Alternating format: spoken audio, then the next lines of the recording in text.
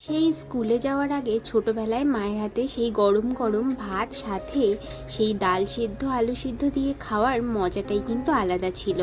এখন হয়তো সেই গণ্ডিটা অনেক দিনই পেরিয়ে গিয়েছি, কিন্তু এই খাবারটা আজও আমার কাছে অমৃত। আশা করি মধ্যবিত্তের বাড়িতে এরকম খাবার খেয়েই স্কুল কলেজে যাওয়া হয় বা পড়তে যাওয়া হয়। যাই হোক, সকালবেলার খাবার তো বেশ ভালোই ছিল। দুপুরবেলা একটু মজার মজার কিছু খাবার নিয়ে চলে এসেছি।